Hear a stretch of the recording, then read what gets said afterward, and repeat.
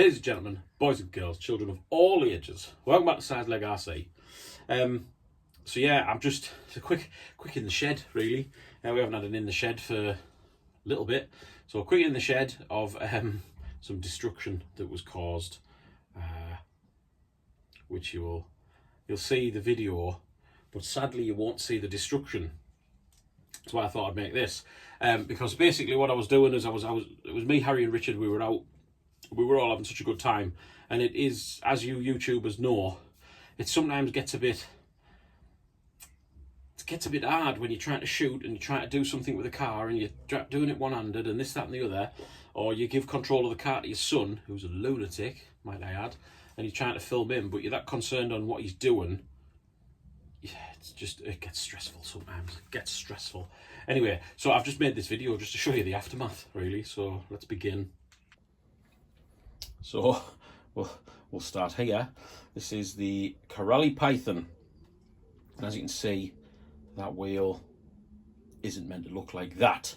So basically what happened with this is at first glance I haven't broke anything. I've popped the bar out. Bar goes through here and into here and into there. So at first glance nothing's broke, but I do need to sort of take some parts off in order to get this back in and get the bar seated in properly. We were having some overheating issues.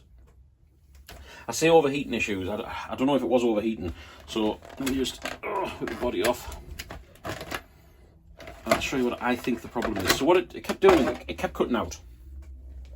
Alright, kept cutting out, and we were thinking, oh, is it the battery going into thermal cutout or something like that? I think it's to do with this, the switch, because when I turned it on and nothing happened, and then when I turned it on, when I was jiggling it a little bit, it came on. So I'm going to do away with this switch. I'm going to get rid of it and see if that potentially solves the problem. Anyway, moving on.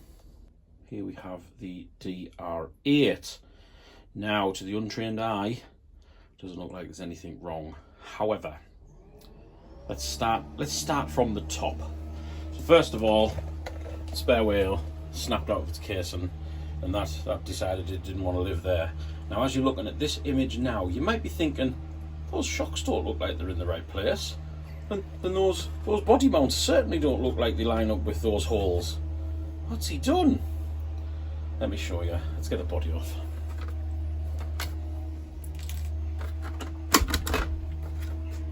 Should I pop it down there? Sorry, camera's zooming all over. So,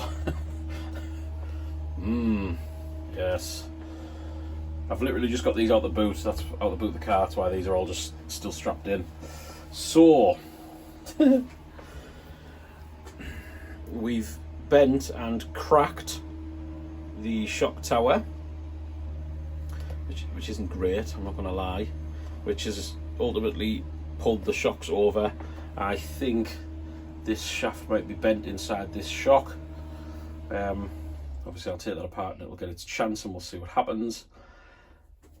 But when that's happened, let's hold it up, see if we can see this. If I hold it front end down, so as you look down here, I don't know if you can see what the eye can see, but the chassis is twisted at the back.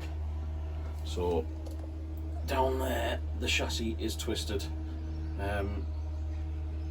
which isn't great, but once we've got the new shock tower on, that might all just sort of pull back into place. So yeah, moving on, the Gorgon. Absolutely epic, and I'm not going to lie, it is epic. Anyone that's got one of these or driven one of these, you know it's epic, so don't even try and lie about it. Don't try and say they're crap, don't try and say they're rubbish, because you know that they're good. However, we run a 2S LiPo on this. It is still, as you can see, it's just the standard brushed motor in there. We run a 2S LiPo on a very, very hot day.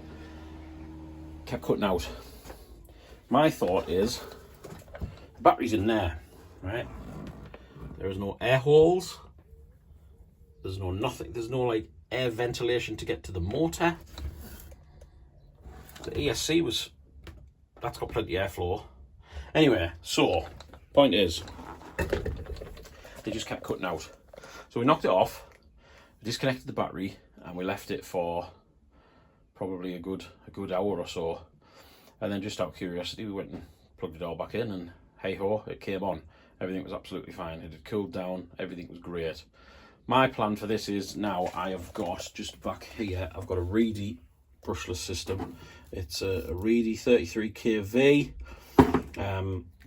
with the matching ESC. I'm going to pop that all on there. I've watched a couple of videos. I know I've got to chop a notch out of here somewhere to make that motor fit in properly. But what I'm also going to do is I'm going to drill some holes through here on both sides.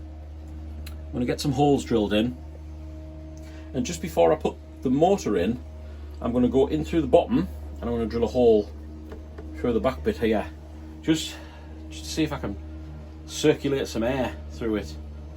Anyway,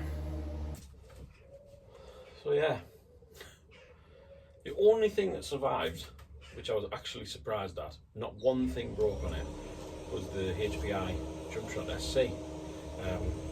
So I've modified that a little bit more. I've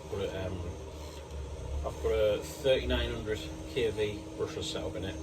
It's got the ESC off the Mad Van because the Mad Van's, I think I'm retiring the Mad Van. I'm going to be honest. I think it's going to just get retired. The diffs and everything, and you cannot get upgrades for it that I've found. If anyone's found upgrades for the Mad Van diff wise, I know about the changing it from a 2 to a 4 inside the diff, but it's that crown wheel. It's again, I'll show you again.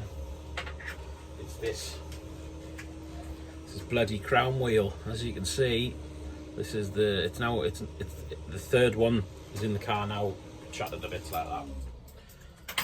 So yeah, if anyone knows anyone that can repair that kind of crack, definitely give us a shout. But where was I going with that? Yeah, so the Jumpshot, it's got different wheels and tyres on it now. It did have these on. These are off the Slash. It's now got a sort of a smaller diameter tyre on it, and it's maybe it's about that much wider. I don't know if you can see there. It's maybe about that much wider, and they're a lot softer than the Traxxas Slash tyres. Nearly went through the bench there. So yes, anyway, this is just a very in the shed, very brief in the shed video. Trying to think what else I can show you while we're in here. Let's have a gander. Hang on. So I've still got this in, waiting for Lee to order a new diff for it. So this one's just kind of sitting here. We know exactly what's wrong with it. It's easy enough to put back together. We're just waiting for a diff coming. I'm just fixing that for a friend. We've still got the Nitro Thunder Tiger SSK sitting getting covered in, look at that man, cobwebs, Jesus. We're waiting on one part for that. That is totally dead, retired. I am just going to strip this for parts, to be honest, unless anyone's got any other ideas. That is a project. That there, I'm genuinely debating selling because just doesn't get used. Waiting for a servo for that. Nothing wrong with that. Waiting for a new chassis for that. We're going to fix that today. We're going to change that to brushless today. That's about it really. So thanks for watching my little in the shed talk. In the shed with Si. Thanks for watching, guys. I hope you have a lovely day, whatever it is you're doing.